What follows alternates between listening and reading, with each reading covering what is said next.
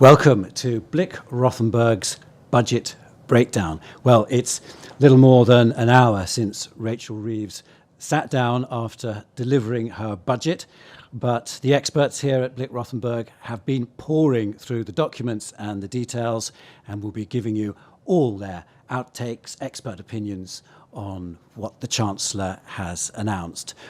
We're joined by Nimesh Shah, who's Chief Executive here, and Heather Self, expert on business tax, but there'll be more later on giving you their best professional opinions on what it means and what you should do. I mean, a big budget, dramatic. It started off with all the details being revealed before she even stood up because of a mistake by the Office of Budget Responsibility, or irresponsibility, you might say now, a massive error. A huge tax-raising budget we've seen, and a big buffer fund set up in case anything goes wrong in future. So first of all, Nimesh, could you take us through what you see as the main points? I think you said it at the start, Simon, that it was a dramatic budget today. We didn't think we'd be back here 12 months down the line after Rachel Reeves' first tax revenue raising budget. But today, the Budget Red Book said that we've got 68 billion of tax revenue raising measures. And the biggest contributor to that, over 40% of that, is coming from frozen thresholds for personal tax and allowances and thresholds. Something that's been around with us since 2021, a Rishi Sunak measure. Governments have used this like a bit like a drug. They can't get off it. And this is being extended now to 2031, a few more years than what I expected it would be. And that's really going to have an effect on the entire working population, in particular lower and middle earners. And we'll come on to that maybe in a moment. But it was a classic spend and tax budget, a very classic Labour budget. A smorgasbord of smaller tax raises as well, which we'll come on to, salary sacrifice on pensions, electric vehicles, some measures on business tax as well, which I'm sure Heather will cover in some detail in a moment. But the run-up to the budget as well was quite dramatic. We've had something like 16 weeks of build-up to this budget. The yo-yoing, this pre-budget, this very unusual pre-budget statement from Rachel Reeves as well. And then there was this U-turn on whether income tax would go up or not. And what we've been left with now is a real anchor on taxes in the country, which personally I feel is going to have lasting damaging effect, probably for a generation now. And I don't say that very lightly, but given the amounts that were raised last year, given the amounts that are being raised now, and given where we are on this more spend on welfare, which you can understand why we wanted to remove the two benefit cap on child benefit, it's left us with, for me, a big question about how does the country get out of this sort of doom loop, and how are we going to get back to growth? Because actually the OBR's numbers on growth were incredibly modest and have been for some time now. So overall for me, lots of drama before. I felt a little bit sorry for Rachel Reeves with that leak beforehand. We were watching the BBC pore over all that detail before. But I think there are lots more questions over the next few years. And the big question for me is this Rachel Reeves' last budget? Heather, there was also 2% extra tax, wasn't there, on savings, dividend and rental income for landlords. So that was another big money raiser. Yes, there was rumours beforehand that she might switch and put national insurance on those types of income and switch from income tax to national insurance. And what she's calling this is almost a substitute for national insurance. But it's meaning we've got yet another raft of different tax rates. Nimesh usually keeps a table of how many there are, but I think we've lost count now, haven't we? We were trying to top them up just before we went live, but I mean, I think I counted 10, but it's something more like 10, 15, 20, just personal income tax rates. And again, it's just adding to the complexity. And when these things are coming in, because they're not all starting at the same date. Some start from April 26, some from 27, some from 28, some from 29. So it's adding a lot of complexity to the system. What's your overall judgment on the budget? You know, what are people going to say? Is this she'd like you to say it's a budget for growth. Is it for entrepreneurship, or, what sort of a budget was it? I didn't see anything on growth, entrepreneurship. There's been so many stories actually about entrepreneurs tearing their hair out, and stories actually of very high profile entrepreneurs leaving the UK, but I didn't see anything in there. For me, Simon, this was a budget really to appease the Labour Party. There's been so much pressure politically within their own party in the backbenches about what they need to do on welfare and the U-turns on winter fuel allowance, the push on that child benefit cap, as I said before, that she had no choice but to go big on tax revenue to pay for some of those welfare measures. And I don't think this is a budget for business. It wasn't for the economy. And dare I say it, it wasn't for working people either, because those frozen thresholds and allowances, it's really hitting working people. And they don't know it because it's a very, very clever but horrible way to raise taxes to the tune of 26 billion this time round. And what's come before as well, about 140 billion of revenue raising measures through frozen allowances alone. We're talking about best part of 200 billion that's coming from this one single measure, the biggest single tax revenue raising measure in modern peacetime. That's how big this is. And we'll go through in a lot more detail how those individual measures work and how they'll affect people. But could you say in her favour that she's balanced the books? The whole point was to set up a contingency fund, her buffer, that she wouldn't exceed in future, as she was in danger of doing in the past year? Yeah, if there's any sort of positive to take from my perspective on this is, yes, she has created more fiscal headroom, because it was wafer thin this time last year, I think around 10 billion. So she's created about a 20 billion, 22 billion buffer on the fiscal headroom to her own rules around that. And we saw sort of in the hour after the budget, before we came live here, that the markets quite like this. The pound against the dollar has strengthened slightly, and the FTSE 100 has performed quite strongly in the first few hours since the budget statement. So she's clearly strengthened the foundations of the UK economy around balancing the books against tax revenue and spending.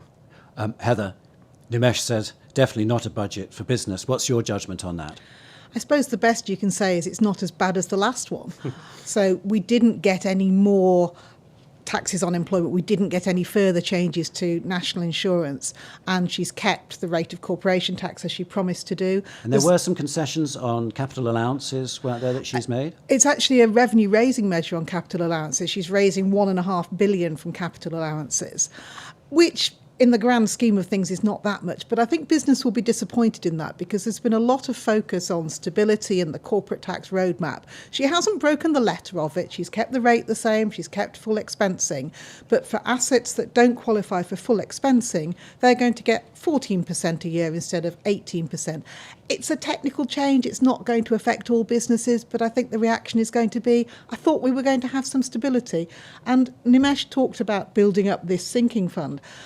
I think, in a way, that fiscal rule is driving her behaviour, so she's making the sums add up in whichever way she can. Did she need to do that tweak to business tax? Only to give herself a bit more headroom. So whenever you set a rigid rule, it drives behaviours, and I think it's driving her behaviour. Can I ask you about fuel duty? Because she sort of gave notice that it would start rising later on next year. Yeah, that's what they said last year and the year before and the year before. So fuel duty, the legislation is there for it to rise automatically, actually by more than inflation. And because it's already in legislation, the OBR builds it into its forecasts. So every year, the Chancellor has to say, but this year I'm not raising it. So yet again, she's kept the 5p cut. She said she won't raise it for 26-27, but magically it will start raising from September 2026. I just don't believe it. I note a bit of scepticism there. Just a so you little. think they'll come to later next year and they'll keep the freeze? Yes. Looking at further ahead, what do you think the economic impact of this budget is going to be? As I said, I think there's a real anchor now on taxes and complexity, actually, of the tax system. We talked about all those rates now that are flying around in just the income tax code, and how it's ballooned hugely over the last 10 to 15 years. Something big needs to happen around taxes. I really hope Rachel Reeves, I had high hopes for her when she came in this time last year, that she'd be a real tax reforming Chancellor. I'd heard her speak at conferences, panel discussions. That just hasn't happened, because I think the inertia of the party has made it that way. I'm not sure she's long in the job now. As I said before, I think this will be her last budget. Question mark over who will then come in and whether they will do more dramatic reform. But I think the effects of this are huge, because tax is a drug, as I said, for the government. it's really difficult to turn it off. So even if the next election we have, dare I say, a reform government, even for them to balance the books and make sure that the right revenue and the right spending comes into play, it's difficult to move those levers around now. So let's not underestimate what's happened today and the effect that this is going to have on a generation. Just assume for a moment that she does stay in the job, and she might argue she's thrown in the kitchen sink at this stage. She's raised taxes. She's got that 22 billion buffer against things going wrong. Maybe she's thinking about tax cuts later in the Parliament. I think any government will be thinking about that now, where we are in the cycle, because it's about halfway through, so sort of partway through next year, it's halfway through the cycle. So they need to start thinking about the election in 2029. And yes, they've got a lot more bad news out of the way. Now, if I was Rachel Reeves and Keir Starmer last year, I'd have done something bigger last year to try and give you more headroom then. But they've decided to do it now because of where the economy is, where the books are right now. So actually, I think some of the bad news that we've had today might be ripe for reversing in that penultimate budget or the last budget before the next election. So take, for example, frozen allowances, which is going to dominate the headlines tomorrow, Simon. That has been extended to 2031. I can see Rachel Reeves, if she still is in the job, in 2028 saying, actually, I did say it was 2031, but here's a giveaway. I'm going to increase everything by the rate of inflation. It feels now a good news story. So maybe she's done the extensions on these things, and maybe she's done something like salary sacrifice on pensions, which isn't due to come in until 2029, so that she can reverse all those things in the future. And right now, it is literally to balance the books, but it gives her some leeway to go and reverse those in due course. But what she desperately needs is growth. And the OBR forecasts on productivity are woeful. This is a stagnant economy. I don't think anything she's done today is going to make businesses or entrepreneurs go out, whoopee, now we can do more of this and more of that. Well, also, Heather, there's a context of this is increasing costs for businesses because the minimum wage has been announced that it's going up and higher for younger people. What do you think the consequences of that will be? I think it's becoming increasingly difficult for young people to get that first step on the ladder. The budget report says that youth unemployment in Q3 was 15.3%. If you can't get that first job, then it's very difficult to make progress afterwards. And I think she needs to do more to get businesses comfortable, give them an incentive to take on young people, somehow get that sense of optimism back.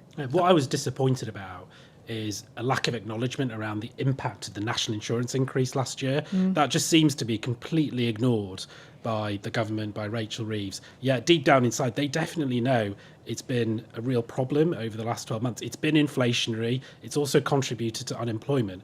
And we've now got something happening in 2029 on salary sacrifice on pensions. So the headline is we're changing the rules on pensions, but actually it's another increase on employers' national insurance for businesses, because from 2029 you'll only get relief as a business on up to £2,000 per employee on employers' national insurance. So this is another national insurance increase on businesses, and they'll be again tearing their hair out thinking, how am I going to afford this? And the way to do that is you cut wages or you cut employment.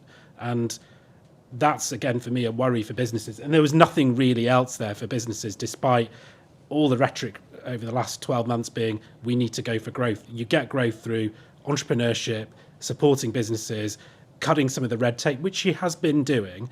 Now, the only bit of silver lining I saw afterwards is there is a call to evidence for how we encourage entrepreneurship in the UK, but it's a call to evidence. Will anything happen from it? And will anything happen from it in this Parliament? Nimesh, Heather, thank you very much for the moment. We're going to take a quick break, but don't go away, because in a very short time we'll be back talking particularly about how individuals and their finances will be affected by the budget.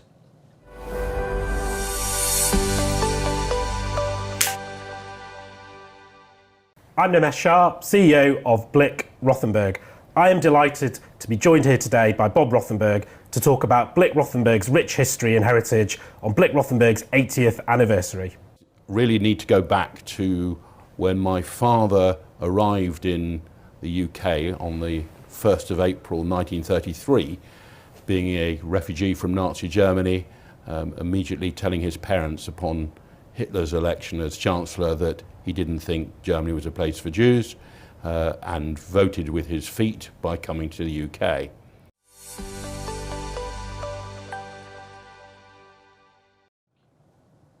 Welcome back to Blick Rothenberg's budget breakdown. As I warned just before we had a quick break, we're now going to look at the effect of this budget from Rachel Reeves on individual taxpayers and their finances, the personal finance side of it. And we're joined now by John Bull, who's the head of private clients here. John, what stood out for you? Was it the thresholds being frozen for longer at which you'll start to pay income tax? Yeah, thanks, Simon. I think that was clearly the standout change, or not really a change, just an extension of what previous governments have done. Can you just take us through how that works? How does it affect people?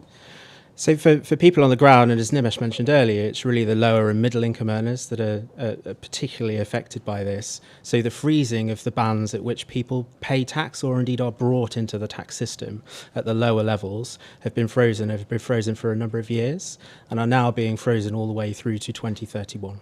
So you start to pay tax at £12,500 odd of income, that's at 20%, and then you kick into 40% at just over £50,000 of income, and that will just stay the same. So if you get a pay rise, well, that means that then there'll be more people as a result of pay rises in the higher tax bracket. Exactly that, Simon. It's this fiscal drag that are bringing more and more taxpayers into the scope of tax in of itself, and we'll see that starting to apply to people drawing the state pension.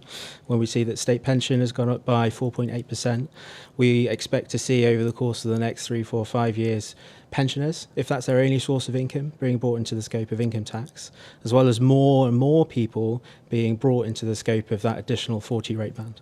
From the government's point of view, this, in theory, abides by their promise not to raise the rates of income tax, national insurance, or VAT. But it adds up to a lot of money, doesn't it? It does. It really does. It does add up to a lot of money, and the effect of that fiscal drag is significant. We were talking beforehand, and just a few numbers to play out. So. When there was a fantastic stat from the IFS, and Lou again talked about this earlier, the freezes are alone expected to raise 39 billion by the time we get to 2031. That is broadly equivalent to adding 3.5% on every single rate of income tax, which in of itself is quite staggering. It's a colossal amount, Nimesh. Yeah, and as I think I said before, it's the single biggest tax revenue raising measure in a generation. It's a classic stealth tax, basically. It is, and sadly, people don't understand it. They think that actually the headline rates of income tax are just staying the same. And as John was saying, you get dragged into higher rates of income tax by just getting pay rises. The Office of Budget Responsibility says that by 2031, around 900,000 extra higher rate taxpayers in the system. That just gives you an example of how many people are getting dragged into those higher rates of income tax because of this measure. And to put, again, some numbers on it, 12,570 is the amount that you can earn tax-free, so without paying any income tax on that. Had that allowance increased with inflation just since this measure has been introduced in 2021 by Rishi Sunak, it should be more like 15,500 right now. With the extension to 2031, that number should be more like 18,000 by that point. So you're £6,000 of tax-free allowance worse off by 2031 if all this plays out. If you think about then 40% income tax, which is a big old number, you start paying it just over 50,000 now. Now, back in 2010, yes, I've been practicing that long, the point that you paid higher rate tax was just under 44,000. That should be more like 65,000 now. Come the end of 2031, it should be more like 70,000 as well. So you can see how these numbers now are having really big effects, and why the government is raising so much revenue through people getting pay rises, hooray, but actually they're paying more tax as a result of it, and it's coming through in numbers.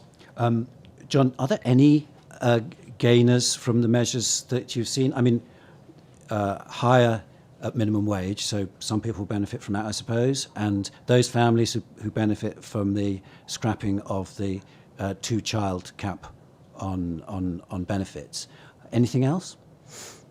It's really hard, Simon, to see where the winners are actually in this one, given the far-reaching effect of what we've just talked about. There's a couple of really small changes. There were some changes to inheritance tax, in particular agricultural property relief, business property relief. Just 13 months ago, we've seen a very small tweak to allow portability of the £1 million tax threshold. So if you're inheriting those types of assets, then you are a winner under this budget. But so is that what a couple who own a farm? Couple who own a farm, if you're the widow and you receive, the inheritance, then you can port that £1 million exemption over on death. Right. I don't think farmers are particularly pleased, generally anyway, despite what is a good measure with that portability of that £1 million allowance, because I don't know about you, John, but I saw lots of videos this morning on social media of tractors going down to Westminster. Not happy. They're still lobbying for this change. Still not happy. Yeah. I'm going to ask you, I'm sorry, to explain salary sacrifice and how these changes work, because the Chancellor has restricted, as I understand it, the amount that you'd be able to contribute to a pension using the system called salary sacrifice if you're an employee, and that's quite a significant impact. It's a big earner for the HMRC. Yeah, that's right, Simon. So effectively, salary sacrifice, what it says on the tin, you are sacrificing some of your salary in exchange for your employer making a contribution to a pension. And what we've seen is that from 2029, so a few years out, there will be a cap on the amount that you can receive national insurance benefit for. That cap will be £2,000. So the cap is applicable both for employees and employers, as Nimesh mentioned. Right, so the impact of that is going to be quite considerable for employees, and will it mean that they need to think twice about how they use salary sacrifice, whether it's worthwhile at all? Very much so, and that has been forecasted by the OBR as well. So we will expect over the course of the next couple of years, individuals and their employers to think very, very carefully about the schemes that they have in place from a salary sacrifice point of view and what changes they may want to make. But the good news is it is a few years out, John, 2029. So the current system of salary sacrifice, where both the employee and the employer are still getting national insurance relief on that, which for the employer, as I keep saying, this is a big, big saving for them, and it will become a big cost for them if this plays out in 2029. There's planning to be done between now and then about accelerating pension contributions to get money into a pension before that point in time. And actually, the OBR are saying we expect people to do that because there is a negative number in the numbers, which says that in the run-up to this, we expect more people to do this. Thanks, and thanks, John. And there'll be a lot more coming out over the next few days about the effects on individual taxpayers, and Blick Rothenberg will be pushing out information about that, so keep an eye on it. We're going to take another very short break now, and we'll be back in a few moments to talk about the budget measures on property and particularly the mansion tax. Discover the Tax Factor, Blick Rothenberg's weekly podcast, breaking down the latest tax and business news. This week, it's an autumn budget special with Heather Self and Heather Powell. They'll look at what the budget really means, the impact on you and your business, and whether the Chancellor did too little, enough, or maybe too much. Get the full story, the detail behind the headlines, and expert insights you won't hear anywhere else. Listen to the Tax Factor.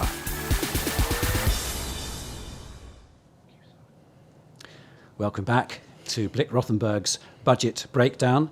We've got Nimesh Shah here, who's Chief Executive, but we've also been joined by Heather Powell, the property tax expert at Blick Rothenberg, and you're going to explain for us what we are told is called the high value council tax. Indeed.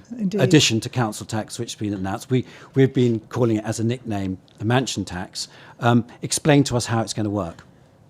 Basically, every property valued in April 26 at 2 million or above will pay an additional annual charge. And the band 2 million to 2.5 million, the annual charge will be 2,500 a year. And if your property is worth more than 5 million, the annual charge will be 7,500 a year. And there's 4 bands in total. And we are told that if you're asset rich and cash poor, i.e. cannot afford this annual charge, that you will be able to roll that charge up and pay it when you either sell the property or when you die. So, but we are not told whether there's going to be any conditions relating to that, whether there's going to be any interest on that rolled up tax charge. We're just told it's going to be possible so that grannies who don't have lots of income will be able to stay in their homes.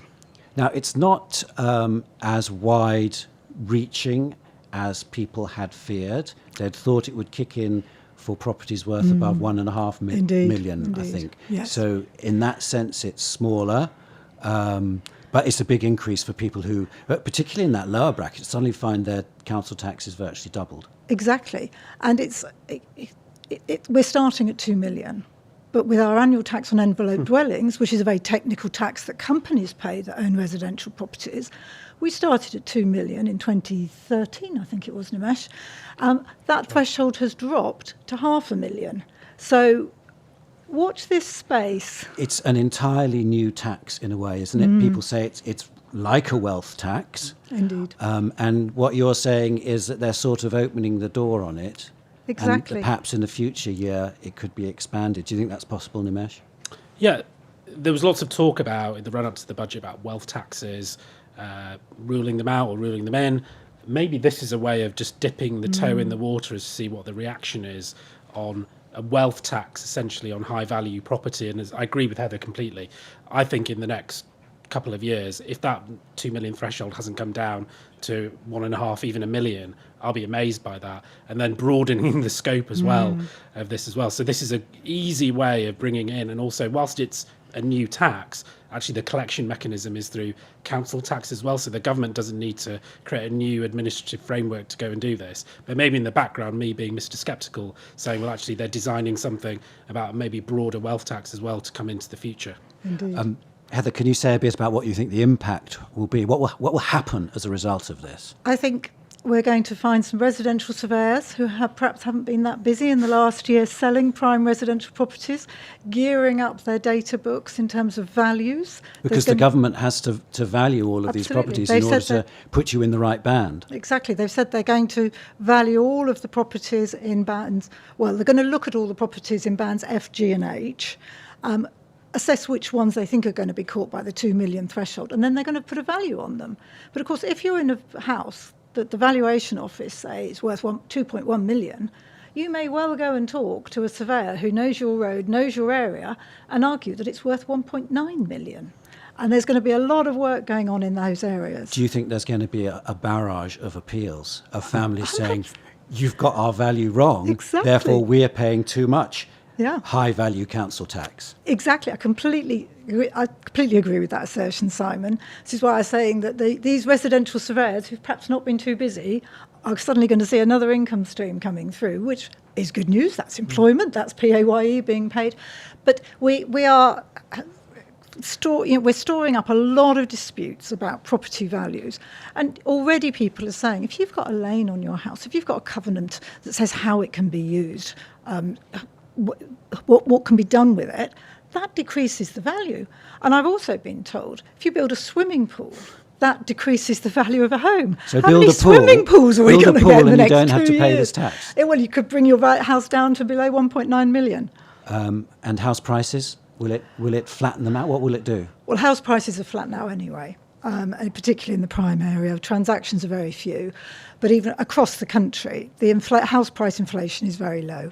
This is not going to help. I think there's going to be a lot of houses up for sale for 1.99999 million. Exactly. It's set that benchmark. There's another measure in the budget that I'd be interested in your opinion on, and that's this 2% tax on savings, dividends, but also on income for landlords. That's right. What do you think about that? Buy-to-rent or accidental landlords, as I call them. People, we're talking about individuals and partnerships here, but individuals who own 1 or 2 properties that they rent out are going to find they're going to pay 2% more tax on that rental income. And this is a group that has felt really battered over the last 10, 12 years. If they've got a mortgage on that property, then interest element of the mortgage that they can deduct against their rental income has been eroded away and is now a maximum of 20% of the interest charge, irrespective of whether you're a 40 or 45% taxpayer. They've also found that there's a lot more legislation about renting a property. We've just had the landlord... Do you think these people will be pulling out effectively? Absolutely, Simon. And we've had a bit of kite flying, which has not been enacted, about capital gains tax rates. So why not get out now? There's not a lot of capital growth expected in the value of their properties.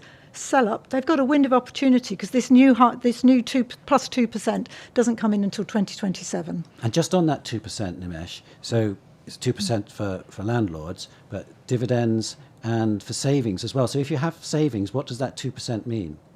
Yeah, so for interest income and for dividend income, the rates of tax are increasing by 2%, although strangely for dividends and the very top rate of dividend taxes, which is 39.35%, that's not changing. And we think the reason for that is because when you blend the rates for companies and taking salary versus dividend, you then have a distortion there. That's probably too technical for now. But those rates are essentially increasing by 2% across the board. It's raising 7 billion. The target, again, is broader shoulders as far as the government and Rachel Reeves are concerned, because they're saying that anyone with wealth and savings, we want to generate more money from that as well. Heather talked about, well, if you're a landlord, you may exit the market now because does it make economic sense given the after-tax yield to continue to own that buy-to-let? Actually, what we've seen, though, over the last few years, and in particular with landlords, but also with various types of investment income, because the tax burden on individuals has been going high, is a real flight towards using corporates, so investment companies, to house your cash, house your shares, house your investment properties in a corporate structure where the rate is still 25% and you're not bound by interest relief restriction as you are as an individual, and you're not going to have this 2% extra as well. So I can see now an even greater move for savers, for investors, probably actually older savers, pensioners, setting up investment companies to try and get around some of this 2%. That's interesting. But if you have savings, money that's not in an ISA, for instance, and you have a high enough income to pay tax on your savings, that means it's not going to be 20%, it's going to be 22% that you pay. 22, 42, 47, depending on where your marginal rate of tax is. And it's also just worth mentioning, you mentioned ISAs, because Rachel Reeves has long wanted to cut the ISA limit. That's been trialled for a long time now. She got away today. So the cash ISA limit is coming down from 20,000 to 12,000, but not if you're over 65. You still retain a 20,000 limit for cash savings, which makes the ISA regime, again, unnecessarily complicated, but I do understand why she's done that. And this is all of a drive to try and get people to save more into stocks and shares, into ISAs.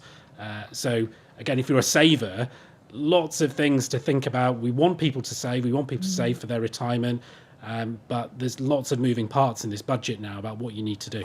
Don't you think it's going to bamboozle a lot of people, what they've done to the ISA regime? It might switch people off the idea of going in for them if they don't really understand what's going on. I think there's loads in this budget where people will say we don't really understand what's going on. John talked about fiscal drag before, something that the general public do not understand the headlines around it. It's a real shame.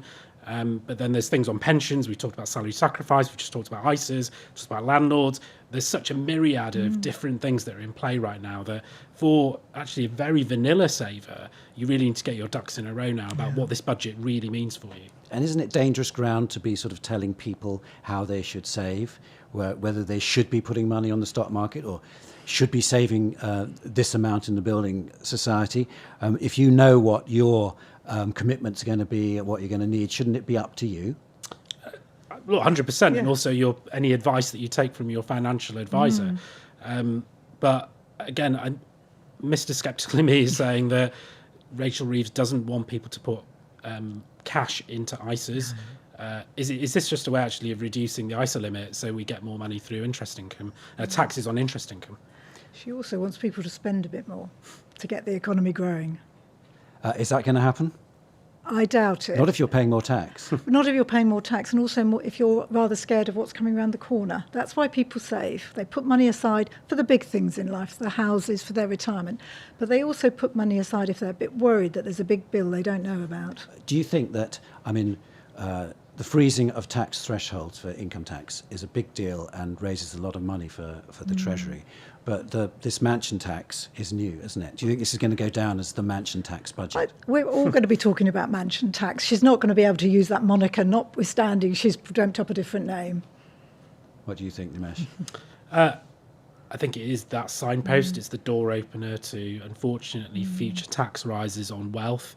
But it all really depends politically whether this government is going to have a second term or not. It's a big question mark. And if we do get a change of Chancellor, which I'm certain we will, what does that mean for some of the measures that we've had today? Frozen allowances are here for a long time, but maybe mansion taxes, wealth taxes, possibly the change on salary sacrifice pensions, that might be up for grabs. But again, I don't want to worry and doom-monger too much, but could we get a new Chancellor that could make it even worse?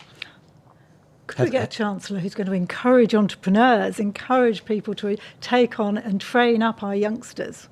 That's what I'd like to thank you very much indeed. Nimesh again. We're going to take another quick break, but stay with us because we'll be back for a look at the budget measures overall, where the money's going and what the impact might be. So don't miss it. We'll be back very shortly.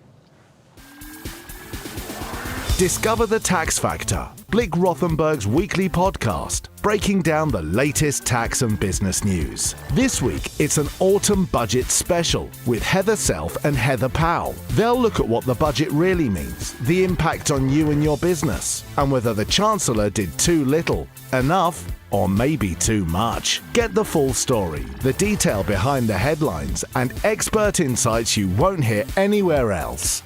Listen to the Tax Factor.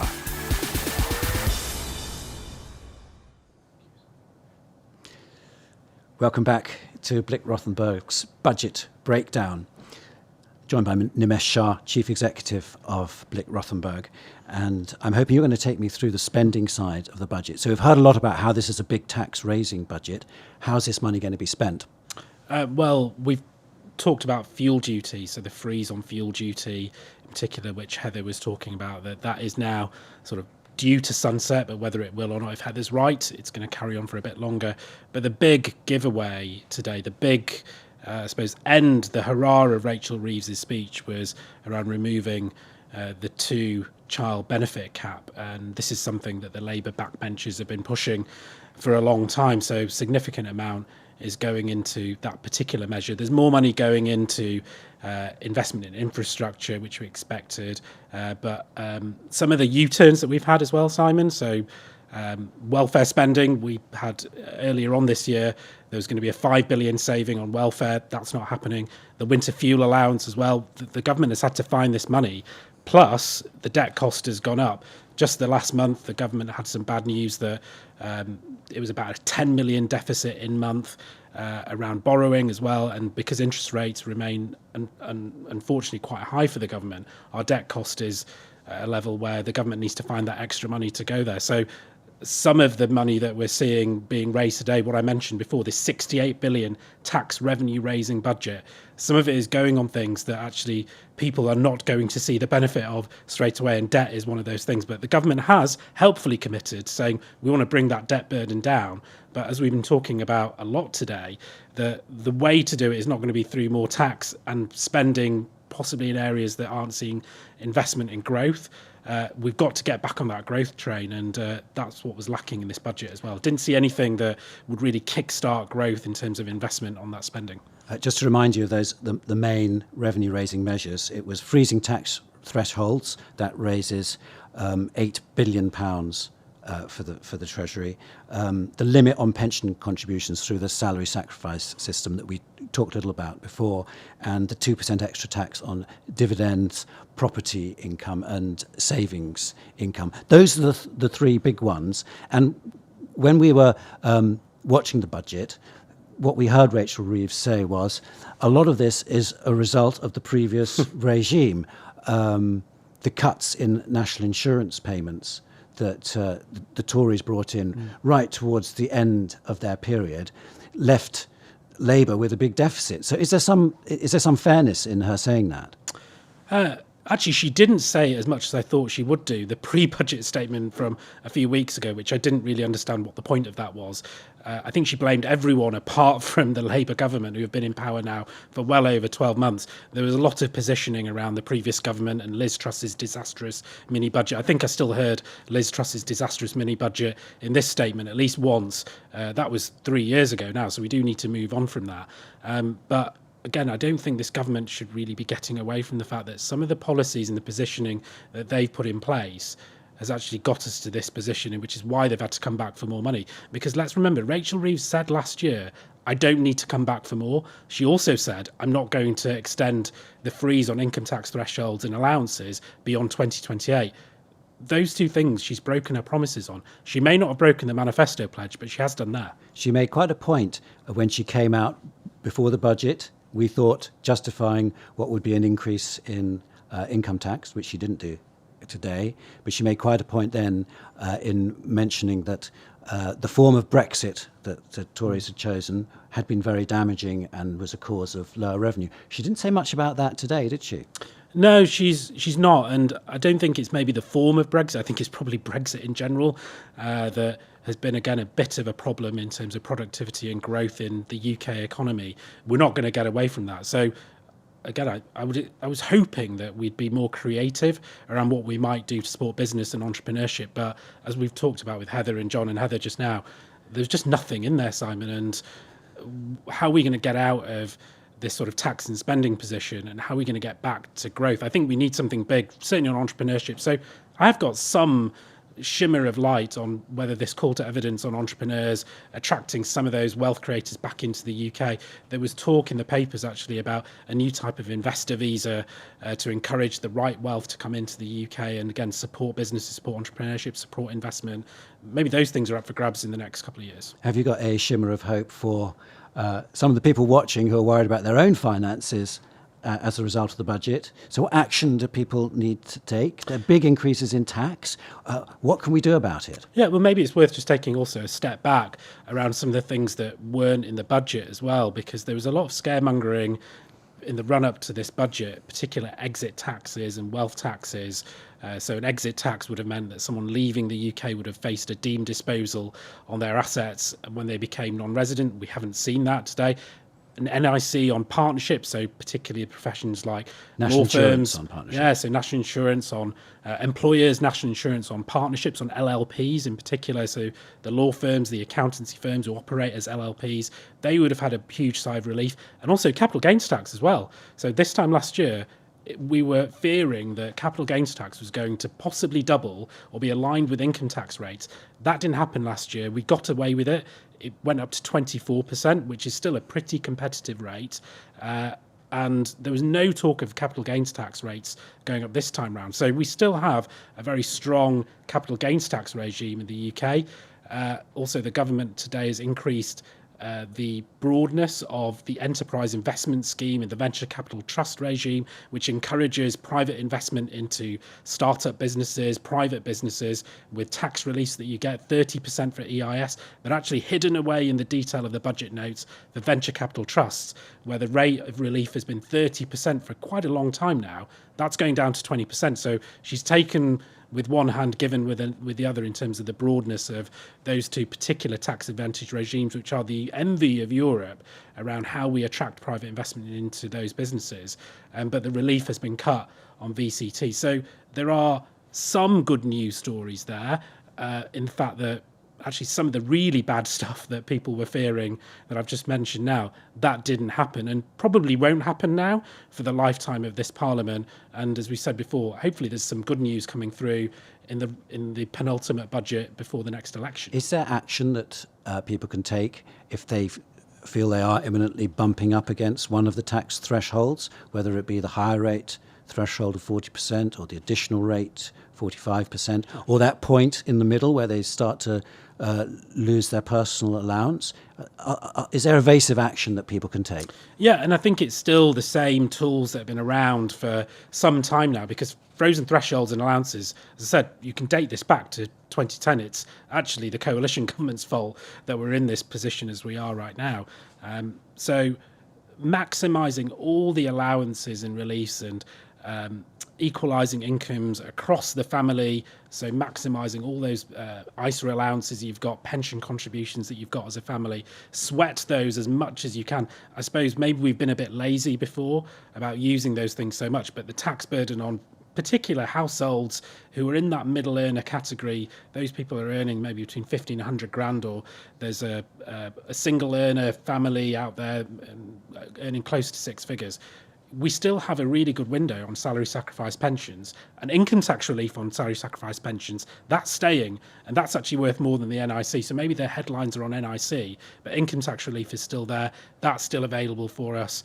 And then again, maximising your ISA contributions, albeit you're going to have to invest in shares rather than cash right now. Do all of those things and get some good financial planning advice around those things to make sure we're really sweating it and moving all those levers around, because those small little actions that people take can make a big difference, because tax and inflation are big eroders of wealth. If we do those little things and we compound it over a long period of time, it can have a big dramatic effect. There are often unexploded bombs hidden in the detail of the budget, which emerge, in the days afterwards. And I know you'll be keeping a close eye on developments, won't you, and making sure that Blick Rothenberg puts out the information as we discover what happens. Yeah, we've seen already a raft of documents go up on the HMRC and HM Treasury website. I think Heather was quickly counting the number of measures or the number of policy documents we had. And I think she got up to 70 before she lost the will to live. So there will be more that we'll get into in terms of detail. But so far, so between the four of us, we went through it very quickly in preparation for this live broadcast today, Simon. There doesn't seem to be any hidden bombs right now. I'm not sure there will be lots of hidden bombs there either over the next few days, but we'll keep an eye out for it and we'll make sure that we keep everyone updated as a result. But I would say for people listening today, watching today, getting advice on some of the big things that we've talked about, especially investors, landlords. There's probably not much people can do about the mansion tax, and also thinking about salary sacrifice arrangements, both for the employee and the employer. We've got a window now over the next 3 or 4 years where we can really think very smartly about how to use pensions in the workplace. And as I said before, the government are expecting people to go and do that. So let's make sure we go and maximise that opportunity. So you've heard it here, and watch this space because Blick Rothenberg will be pumping out more information, as I said, about this over the days to come as more details emerge about the impact of the budget. There isn't another full set-piece budget until this time next year because of changes that the Chancellor has brought into play. So you were saying there might be a spring statement of some sort, but no full budget until later on next year. So there's plenty of time for all of this to sink in. In the meantime, thank you for watching and listening. Keep an eye on what we're putting out. We in Blick will keep in touch, and we hope you do too. Thanks very much.